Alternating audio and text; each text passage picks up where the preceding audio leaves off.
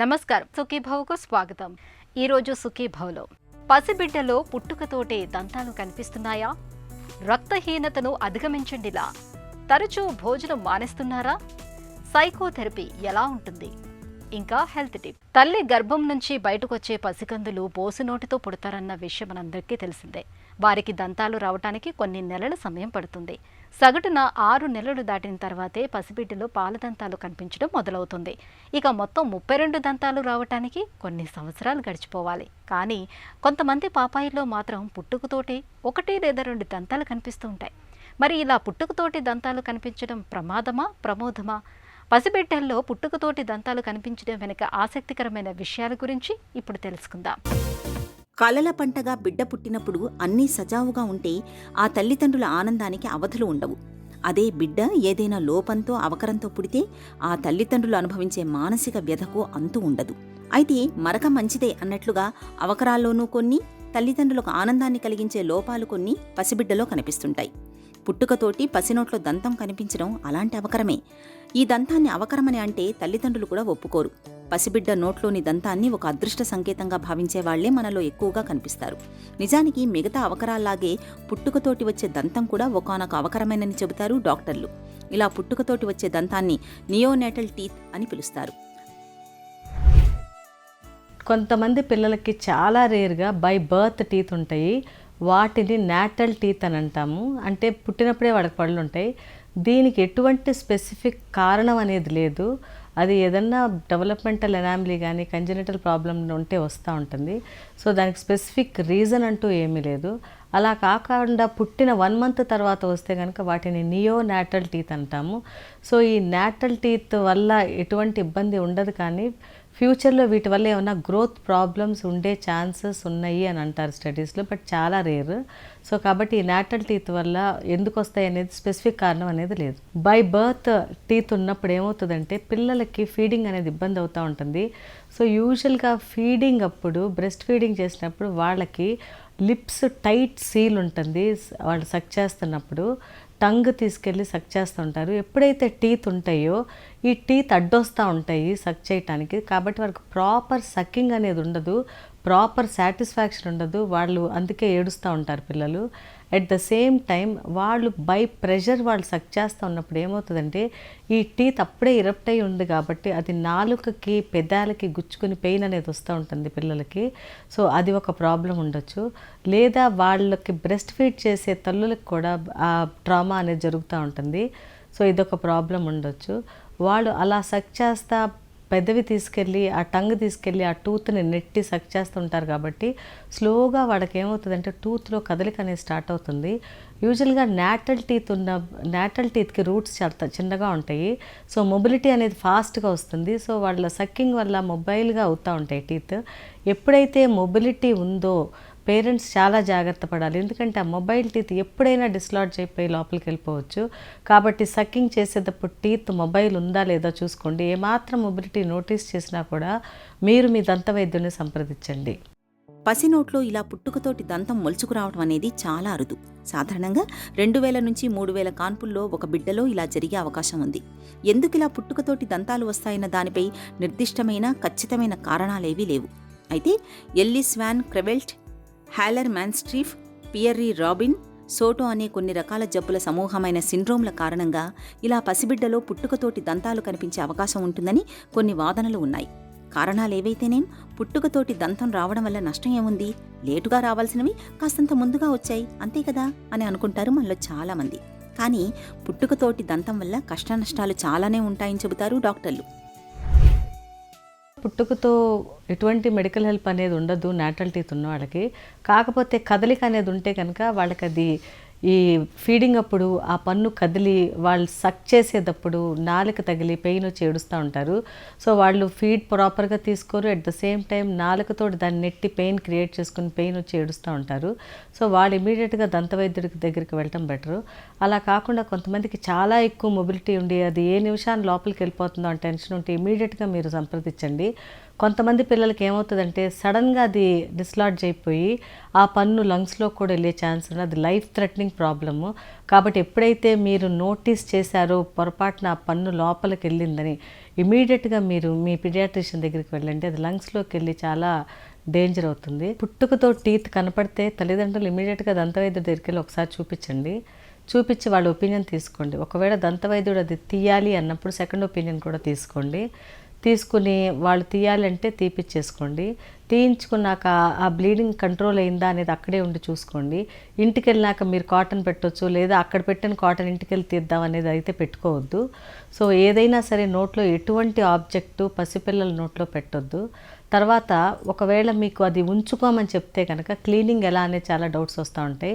ఒక soft cloth sterile తీసుకుని ఆ ఉన్న పన్నును తుడవండి.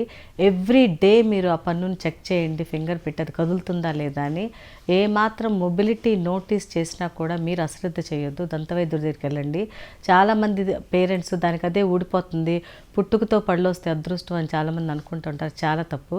సో అది మొబైల్గా ఉన్నప్పుడు దాన్ని తీపిచ్చేసుకోండి. ఆ కదులుతున్న పన్నుతో మీరు ఫీడింగ్ అయితే చేయొద్దు, ఎందుకంటే డ్యూరింగ్ ఫీడ్ కూడా అవి నోట్లోకి వెళ్ళిపోయే ఛాన్సెస్ ఉంటాయి. కాబట్టి మీరు ఇవన్నీ జాగ్రత్తలు పాటిస్తా దంతవైద్యుని సంప్రదించండి. పసిబిడ్డలో పుట్టుకతోటి దంతం అనేది సాధారణంగా కాన్పు రావడానికి నెల రోజు ముందు నుంచి ఎక్కువగా కింది దవడలో ముందు వైపు మాత్రమే మొలుచుకు వస్తుంటుంది. అది కూడా పుట్టిన తర్వాత ఒక తీరుగా వచ్చే దంతంలా ఉండదు, అడ్డదిడ్డంగా వంకరగా పెరిగి ఉంటుంది. దీంతో దంతం ఉన్న చోట పసిబిడ్డకు చాలా అసౌకర్యంగా ఉంటుంది. జివ్వుమని లాగుతూ ఒక రకమైన జిలగా ఉంటుంది. దీంతో పసిబిడ్డ నాలుక తరచూ దంతాన్ని తడుముతూ ఉంటుంది. ఇక పాలు తాగుతున్నప్పుడు ఆ వంకర దంతం మూలంగా ఇబ్బందిగా ఉంటుంది. నోటితో చనుమొనను సరిగ్గా పట్టుకోలేక, సరిగ్గా పాలు తాగలేక పసిబిడ్డ అవస్థ పడుతుంటుంది. ఒక్కోసారి అమ్మ రొమ్మును కొరికేస్తుంటారు, తమంతట తామే నాలుకను కూడా కొరుక్కుంటూ ఉంటారు. ఇవన్నీ పుట్టుకతోటి దంతంతో వచ్చే కష్టాలే. పుట్టుకతోటి పసిబిడ్డలో దంతం ఉన్నప్పుడు డాక్టర్లు ఆ దంతంతో వచ్చే ఇబ్బందుల్ని దృష్టిలో ఉంచుకొని దాన్ని తొలగించడానికే మొగ్గు చూపుతుంటారు. అయితే ఇలాంటప్పుడు తల్లిదండ్రుల్లో చాలామంది అది పాలపన్ను కదా, పీకే ఇస్తే మళ్ళీ దంతం వస్తుందో రాదో అన్న సందేహంతో ఆ పసిదంతాన్ని అలాగే ఉంచాలని కోరుతుంటారు. ఇలాంటప్పుడు ఆ పసిదంతాన్ని శుభ్రంగా ఉంచడం చాలా అవసరం. తరచూ శుభ్రమైన పొడిబట్టతో తుడుస్తూ ఉండాలి.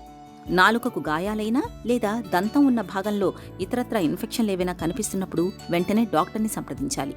తప్పనిసరి అయినప్పుడు ఆ పసిదంతాన్ని పీకేయించడం అన్ని విధాలా ఉత్తమం. హై బీపీ, షుగర్ లాగే ఇప్పుడు రక్తహీనత కూడా మన దగ్గర ఒక పెద్ద సామాజిక సమస్యగా మారిపోయింది. ముఖ్యంగా మహిళలు, పిల్లల్లో చాలా మందిని రక్తహీనత వేధిస్తుంది. రక్తంలో హిమోగ్లోబిన్ తక్కువగా ఉండటంతో శరీరంలోని కణాలకు తగినంత ప్రాణవాయువు, పోషకాలు అందవు. దీంతో చిన్న చిన్న పనులకే అలసిపోవటం, నీరసం, నిస్సత్తువ కమ్ముకు రావటం జరుగుతోంది. గర్భిణీ దశలో రక్తహీనత మూలంగా ప్రాణాపాయ పరిస్థితులు కూడా ఎదురవుతున్నాయి. ఈ నేపథ్యంలో రక్తహీనతకు అసలు కారణాలు, పరిష్కార మార్గాల గురించి ఇప్పుడు తెలుసుకుందాం. రక్తహీనత అనేది మన దేశంలో, మన భారతదేశంలో తరచుగా చూసే ఆరోగ్యపరమైన సమస్యల్లో ఒకటి. డే ఇన్ డే అవుట్ ప్రాక్టీస్లో మనం తరచుగా ఎన్కౌంటర్ అయ్యే ఒక బేసిక్ హెల్త్ ప్రాబ్లం. వాళ్ళ వయసుకు తగ్గట్టు కానీ, వాళ్ళ జెండర్కి తగ్గట్టు కానీ రక్తం అనేది లేకపోవడం. రక్తహీనత అని ఒకసారి మన డాక్టర్ దగ్గరికి వెళ్ళి మనకున్న లక్షణాలు, లేకపోతే మనం డాక్టర్ని కన్సల్ట్ అయిన తర్వాత వాళ్ళ చేసిన క్లినికల్ ఎగ్జామినేషన్ ద్వారా కొన్ని పరీక్షలు రాస్తారు. కంప్లీట్ హిమోగ్రామ్ అని, లేకపోతే ఐరన్ ప్రొఫైల్ అని, ఫోలిక్ యాసిడ్, B12, మన ప్రోటీన్స్, మన వయసుకి, మన జెండర్కి, మనకున్న బేసిక్ ఆరోగ్య స్టేటస్ని, మన బేస్ లైన్ హెల్త్ స్టేటస్ని గమనించుకొని, మనకున్న ఈ తీవ్రతని అండ్ ఇబ్బందిని గమనించుకొని ఒక ప్యానెల్ ఆఫ్ టెస్ట్ అనేవి ఇస్తారండి. ఆ ప్యానెల్ ఆఫ్ టెస్ట్ వచ్చిన రిజల్ట్స్ని పట్టుకొని మైల్డ్ కానీ, మోడరేట్ కానీ, సివియర్ కానీ 3 స్టేజెస్లో మనం మనకి ఎలాంటి రక్తహీనత ఉన్నది అన్నది ఒకసారి డయాగ్నోస్ చేసిన తర్వాత మేనేజ్మెంట్ అనేది ఉంటుంది. న్యూట్రిషనల్ రిక్వైర్మెంట్ అంటే ఐరన్ రిచ్ ఫుడ్స్ తినడం, ప్రోటీన్ రిచ్ ఫుడ్స్ తినడం, B12 రిచ్ ఫుడ్స్ తినడం, అట్లానే దానికి తగ్గట్టుగానే life style changes like work hours తగ్గించుకోవడం, కొంచెం టైంకి పడుకోవడం. మీకున్న లోపాల స్టేటస్ని బట్టి మా వైపు నుండి ఏమన్నా కరెక్షన్ ఇవ్వాలి అన్నప్పుడు ఐరన్ టాబ్లెట్స్ కానీ, ఐరన్ ఇంజెక్షన్స్ కానీ, B12 ఇంజెక్షన్స్ కానీ, B12 టాబ్లెట్స్ కానీ, ప్రోటీన్ పౌడర్స్ కానీ మేము సజెస్ట్ చేస్తాం. అలాగే మీ వైపు నుండి మనం డే టు డే తినే ఫుడ్లో అలాంటి అలాంటి ఆ పదార్థాలు ఎక్కువ ఉన్న ఫుడ్ని ఎంకరేజ్ చేయడం, తరచుగా తీసుకుంటూ ఉండడం ద్వారా మీరు కూడా డైటరీ రిక్వైర్మెంట్ అనేది మీట్ అవుతారు. సే లైక్ నట్స్ కానీ, పల్సెస్ కానీ, పాలకూర లాంటి ఆకుకూరలు కానీ, లేకపోతే లివర్, యానిమల్ సోర్స్ లివర్ కానీ, ఇవన్నీ కూడా ఐరన్ ఎక్కువగా ఉండే మనం రెగ్యులర్గా తీసుకోగలిగిన ఫుడ్ పదార్థాలు. అట్లానే యానిమల్ సోర్స్ డైరీ ప్రొడక్ట్స్ కానీ, మీట్ కానీ, ఎగ్స్ కానీ, పౌల్ట్రీ కానీ, వీటి నుండి మనకి B12 ఎక్కువ వస్తుంది. And as such protein like pulses కానీ, సోయా కానీ, ఇలా ప్రోటీన్ సోర్సెస్. దీనికి మనం రికమెండెడ్ మన డైటరీ అలవెన్స్, మన ఏజ్ని బట్టి, మన జెండర్ని బట్టి మనకి ఎంత అయితే అవసరం అని చెప్పేసి మనకి ICMR గైడ్ లైన్ ఉంటుందో దాని ప్రకారం మనం తీసుకోవడం. కొంచెం హీనత ఉన్నప్పుడు ఇంకొంచెం ఎక్కువ మోతాదులో తీసుకోవడం వల్ల మీ వైపు నుండి మీరు రక్తహీనతని అధిగమించడానికి కూడా మంచి అవకాశాలు ఉంటాయి. ఇవాళ మనలో చాలా మంది బరువు తగ్గే మిషతో ఆహారాన్ని మానేస్తున్నారు. ఒక పూట తింటే మరో పూట ఎగ్గొడుతున్నారు. మరికొందరికేమో తినటానికి కూడా టైం దొరకటం లేదు. ఇక ఇంట్లో మహిళలైతే పిల్లల్ని స్కూలుకు పంపే హడావిడిలో బ్రేక్ఫాస్ట్ విషయాన్ని మర్చిపోతున్నారు. వంట పనులన్నీ పూర్తి చేసుకొని తీరిగ్గా ఏ మధ్యాహ్నానికో ఏకంగా లంచ్కి కూర్చుంటున్నారు. నిజానికి ఇలా భోజనం మానేయడం, వేళకు తినకపోవటం మన ఆరోగ్యానికి ఏమంత మంచిది కాదంటారు పోషకాహార నిపుణులు. భోజనం మానుకోవటం, వేళకు తినకపోవటం అనేది మనకు ఎంత నష్టదాయకమో ఇప్పుడు తెలుసుకుందాం.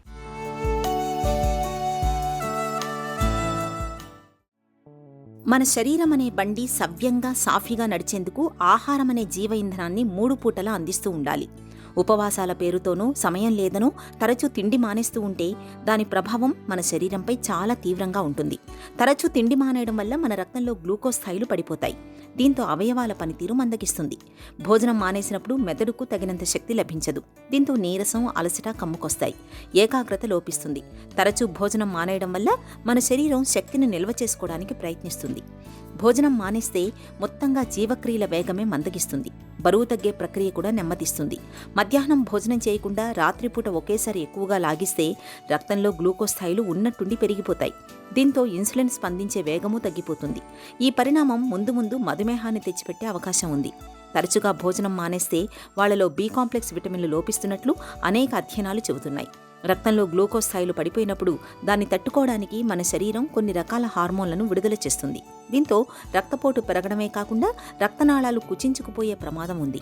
ఎక్కువసేపు పొట్టను ఖాళీగా ఉంచడం వల్ల పొట్టలో ఆమ్లం ఎక్కువగా ఉత్పత్తి అవుతుంది. దీంతో ఎసిడిటీ, పుల్లటి తేన్పులతో పాటు పొట్టలో అల్సర్లు వచ్చే అవకాశాలు పెరుగుతాయి. కాబట్టి వీలైనంత వరకు భోజనం మానకుండా వేళకు ఎంతో కొంత తినాలి. భోజనం చేసే పరిస్థితి లేనప్పుడు మజ్జిగ, కొబ్బరి నీళ్ల వంటి ద్రవాహారాలనైనా తీసుకోవాలి. సమయానికి, ఆరోగ్యానికి, బంధాలకు విలువ కట్టలేం. అవి ఎంతటి విలువైనవో వాటిని కోల్పోయినప్పుడే బాగా అర్థమవుతుంది. నేటి సమాజంలో చాలామందికి మానసిక ఆరోగ్యంపై అంతగా అవగాహన ఉండటం లేదు. ముఖ్యంగా యువత చెడు వ్యసనాలకు, మత్తు పదార్థాలకు బానిసలుగా మారి విలువైన జీవితాన్ని చేజేతులా నాశనం చేసుకుంటున్నారు. మరికొందరు గాడి తప్పిన జీవనములో ఒత్తిళ్లకు తాళలేక ఆత్మహత్యకు పాల్పడుతున్నారు. ప్రపంచ ఆరోగ్య సంస్థ గణాంకాల ప్రకారం ప్రతి 8 మందిలో ఒకరు మానసిక సమస్యలతో బాధపడుతున్నారు. దురదృష్టవశాత్తు వీరిలో చాలా మందికి మానసిక వైద్యం అనేది అందని ద్రాక్షగానే మారింది. నిజానికి చిన్నపాటి కౌన్సిలింగ్, సైకోథెరపీల సాయంతో చాలా రకాల మానసిక సమస్యల నుంచి నిక్షేపంగా బయటపడొచ్చని చెబుతారు నిపుణులు. మానసిక సమస్యల నుంచి మనల్ని బయటకు తీసుకువచ్చే సైకోథెరపీ, కౌన్సిలింగ్ ప్రక్రియల గురించి డాక్టర్ని అడిగి ఇప్పుడు తెలుసుకుందాం. కౌన్సిలింగ్, సైకోథెరపీ వీటి మధ్య తేడాలేంటి? చాలా ఎక్కువగా వినిపించేటటువంటి అంశం ఏంటంటే, నా క్లినిక్లో కానీ లేదంటే బయట కానీ కౌన్సిలింగ్ అంటూ ఉంటారు. అంటే సైకలాజికల్గా మానసిక పరిస్థితులని మార్చడానికి ఉపయోగించేటటువంటి ఒక సైంటిఫిక్ ప్రక్రియ కౌన్సిలింగ్. ఇది నార్మల్గా మనందరం కామన్గా వాడుకునేటటువంటి పదం కౌన్సిలింగ్. సైంటిఫిక్ పదం ఏంటి? సైకోథెరపీ అంటారు. సో కౌన్సిలింగ్ అందరూ చేస్తాం కదండి. మా ఇంట్లో చేస్తాం, మన తల్లిదండ్రులు పిల్లలకు చేస్తారు, భార్య భర్తకు చేస్తారు, భర్త భార్యకి చేస్తారు, స్కూల్లో టీచర్ పిల్లలకి చేస్తారు, స్కూల్లో ప్రిన్సిపల్ చేస్తూ ఉంటారు, ఎంప్లాయర్ ఎంప్లాయీకి చేస్తూ ఉంటాడు. ఇదంతా అంటే కనుక అవన్నీ కౌన్సిలింగ్ అనేటటువంటి అంశం అయినా కూడా సైంటిఫిక్ తరహాలో సైకోథెరపీ అని అనం అనమాట. సైకోథెరపీ అనేటటువంటిది ఒక భిన్నమైనటువంటి కౌన్సిలింగ్ ప్రక్రియ. అది కూడా మాటల ద్వారా చేసేదైనా కూడా మాటల ద్వారా ఆలోచన శైలిని, మనస్తత్వాన్ని, వ్యవహారాన్ని, అలవాటుల్ని మార్చేటటువంటి ఒక అద్భుతమైనటువంటి ప్రక్రియ. దీన్ని సైకోథెరపీ అంటాం. సో రోజువారీ చేసేటటువంటి కౌన్సిలింగ్కి సైకోథెరపీకి చాలా డిఫరెన్స్ ఉంటుంది. సైకోథెరపీ విధానం ఎలా ఉంటుంది? ఎన్ని రకాలుగా ఉంటుంది? ఈ సైకోథెరపీ అనేది ఒక సైంటిఫిక్ అండ్ సిస్టమాటిక్ ప్రాసెస్. ఆ వ్యక్తి యొక్క వ్యక్తిత్వం, ఆ జబ్బుకి లేదంటే అతను ఉండేటటువంటి పరిస్థితి బట్టి, అతను పడేటటువంటి బాధలు బట్టి ఆ సైకోథెరపీ అనేటటువంటిది డిజైన్ చేయడం అనేది జరుగుతూ ఉంటుంది. ఇందులో రకరకాలు ఉంటాయి. పర్సనాలిటీ డెవలప్మెంట్ సైకోథెరపీ అంటే వ్యక్తిత్వాన్ని మార్చేటటువంటి సైకోథెరపీ. కాగ్నిటివ్ బిహేవియరల్ థెరపీ మనస్తత్వాన్ని మార్చేటటువంటి సైకోథెరపీ. ఇంటర్పర్సనల్ సైకోథెరపీ అంటే వ్యక్తుల మధ్యన ఏర్పడేటటువంటి భావోద్రేగాలు కానీ, విద్వేషాలు కానీ, వైషమ్యాలు కానీ, మనస్పర్ధలు కానీ తీర్చేటటువంటి టాకింగ్ థెరపీ. సైకోథెరపీ అంటే ఏమీ లేదండి, టాకింగ్ థెరపీ, మాటలే. అక్కడేమీ వస్తువులు కానీ, అస్త్రాలు కానీ, డయాగ్నోస్టిక్ ఇన్వెంటరీలు కానీ ఇంకేమీ ఉండవు. ఏదో ఎంఆర్ఐలు కానీ మాట్లాడేటి. మాటకు అంత మంత్రం ఉంటుందా అని చాలామంది అడుగుతూ ఉంటారు. ఆ డాక్టర్కు ఉండేటటువంటి అనుభవం బట్టి, ఆ డాక్టర్ చూసేటటువంటి కేసులు బట్టి ఆ మాటకు ఆ మంత్రం ఉంటుంది. ఎందుకంటే ఈ సైకోథెరపీ అనేటటువంటి ప్రక్రియ ప్రధానంగా మీరు వెళ్ళేటటువంటి ఆ సైకోథెరపిస్ట్ అంటే ఈ కౌన్సిలింగ్ ఇచ్చేటటువంటి వ్యక్తిని సైకోథెరపిస్ట్ అంటారు.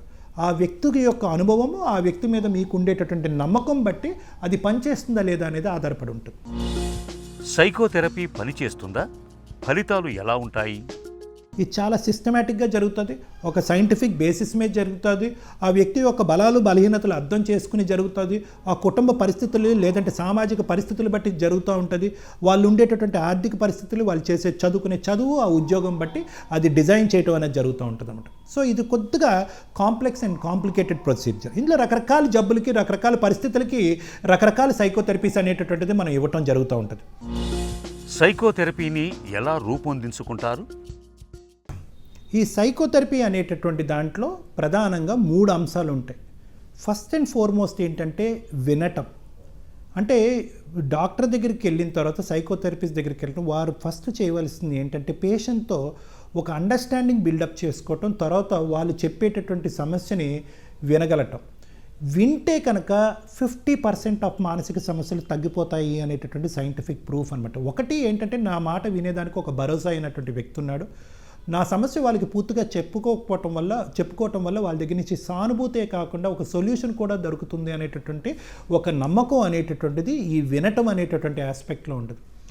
రెండోది ఏంటంటే సైకోథెరపీలో అర్థం చేసుకోవటం. అంటే ఇది ఎటువంటి సమస్య, వీళ్ళు లోపలే వాళ్ళ వ్యక్తిత్వం వల్ల బాధపడుతున్నారా, బయట ప్రపంచం వల్ల బాధపడుతున్నారా, నిజంగా ఉన్నటువంటి సమస్యలకు బాధపడుతున్నారా, లేదంటే లేనటువంటి సమస్యలు ఊహించుకుని బాధపడుతున్నారా, ఎటువంటి సమస్య వల్ల బాధపడుతున్నారు అనేటటువంటిది అర్థం చేసుకోవటం, అండర్స్టాండింగ్ చేసుకోవటం అనేది పార్ట్ 2.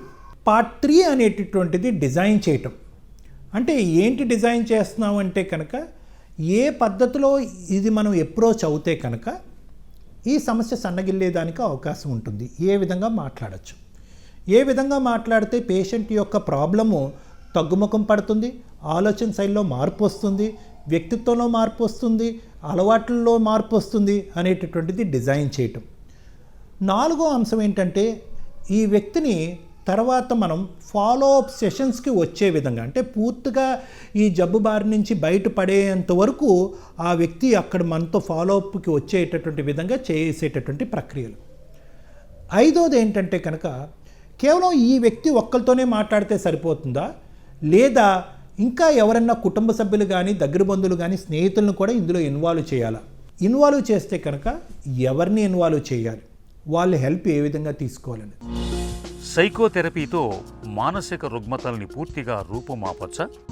సైకోథెరపీ, టాకింగ్ థెరపీ అంటున్నారు కదా డాక్టర్ గారు, కేవలం దీని ద్వారానే ఒక జబ్బుకి విరుగుడు కనిపెట్టచ్చా, ఒక జబ్బు పూర్తిగా మటమాయమైపోతుందా, ఒక భార్యాభర్తల సమస్య లేదంటే ఒక వ్యసనం పూర్తి స్థాయిగా నిర్మూలించచ్చా అంటే కనుక అది కష్టసాధ్యమే.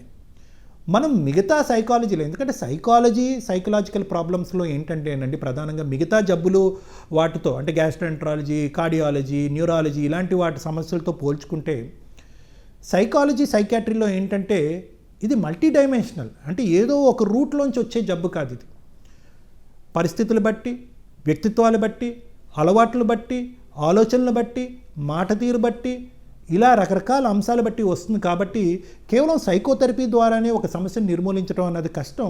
కానీ సమస్య యొక్క ఇంటెన్సిటీ సైకోథెరపీ ద్వారా తగ్గించగలిగేటటువంటి కెపాసిటీ ఉంటుందన్నమాట. అంటే మాట్లాడటం ద్వారా.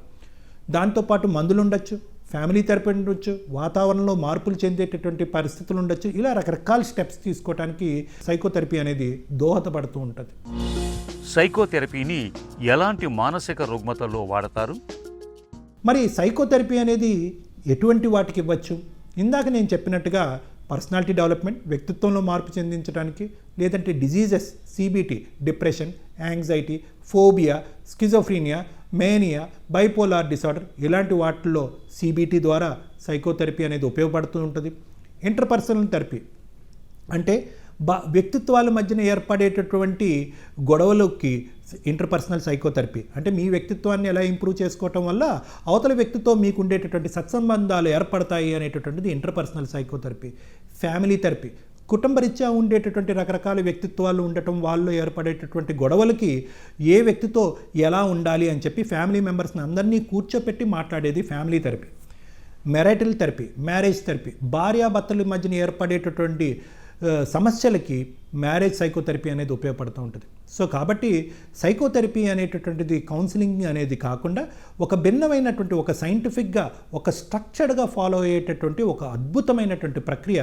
దానికి అనుభవజ్ఞుడైనటువంటి ఒక సైకాట్రిస్ట్ దగ్గరికి వెళ్ళి ఒక సలహా సూచన మేరకు సైకోథెరపీ చేస్తే కనుక చాలా మానసిక జబ్బులకి ఒక చక్కటి పరిష్కార మార్గం దొరకడానికి అవకాశం ఉంటుంది.